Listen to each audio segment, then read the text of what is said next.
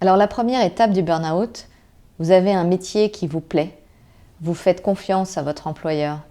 C'est un vrai plaisir de se réveiller le matin pour aller travailler. On peut compter sur vous, vous avez une vraie conscience professionnelle. Vous êtes fier d'appartenir à une entreprise qui partage vos valeurs, alors vous ne comptez ni votre temps, ni votre énergie. Vous êtes lancé à pleine vitesse, rien ne peut vous arrêter.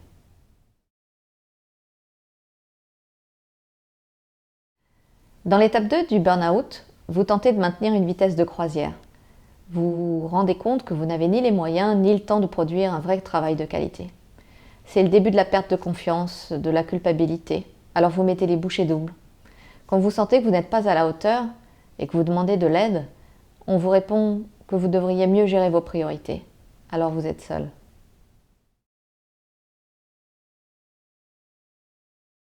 Dans la troisième étape du burn-out, la surexposition au stress diminue votre attention et votre concentration. Ce qui auparavant vous aurait demandé une journée vous en demandera 3. Des signaux physiques commencent à apparaître, des maux de tête, des problèmes de vue, de tension.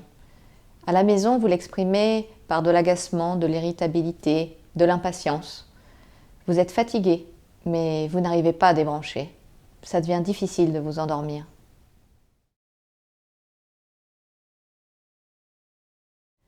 Dans la quatrième étape du burn-out, votre sommeil est perturbé. Vous êtes conscient que vous manquez de sommeil, mais vous ne vous écoutez pas. Vous pensez que vous aurez toujours le temps de vous reposer plus tard. Dans cet état de fatigue, vous basculez en pilotage automatique. Vous êtes hyper connecté et malgré votre bonne volonté, vous remarquez une baisse de vos performances. Vous êtes en surmenage, vous faites de plus en plus d'inattention. Votre mémoire flanche. Vous oubliez votre code de carte bancaire, vous perdez vos clés. Mais le plus dur, c'est de vous rendre compte que vous faites des erreurs au travail que vous n'auriez jamais laissé passer auparavant.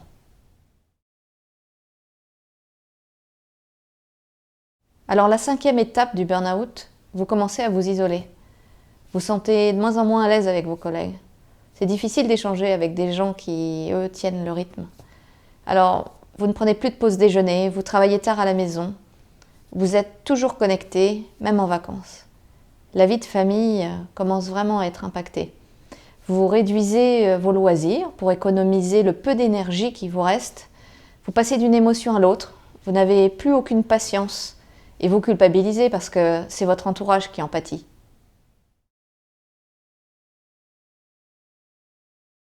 Dans la sixième étape du burn-out, il n'y a plus trop de motivation à se lever le matin. Aller travailler demande un effort. Votre système immunitaire est plus faible. Vous tombez souvent malade. Des douleurs physiques apparaissent, un torticolis, un lumbago, des palpitations cardiaques. Et si ce n'est pas votre corps, c'est peut-être votre peau qui marque. Vous ressemblez à un zombie, mais vous ne prenez toujours pas en compte votre état de fatigue.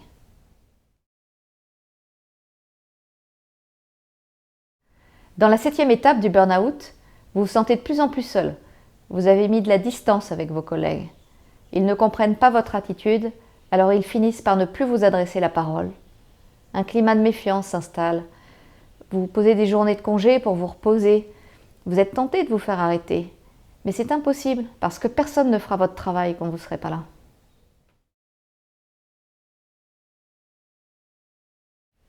La huitième étape du burn-out, c'est la prise de conscience. Vous vous êtes mis en danger. Vous vous précipitez à la pharmacie et vous essayez toutes sortes de pilules contre le stress, l'insomnie, les carences, les douleurs. À la maison, tout est difficile.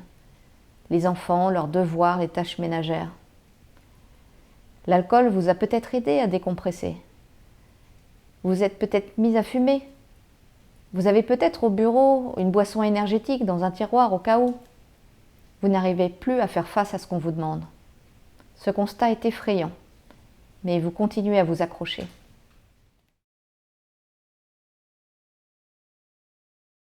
La neuvième étape du burn-out, c'est la désillusion.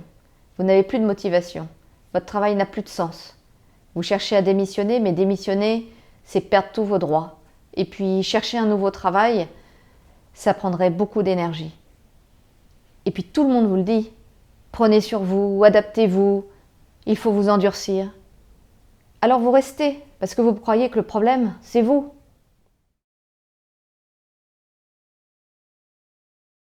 La dernière étape du burn-out, c'est l'effondrement.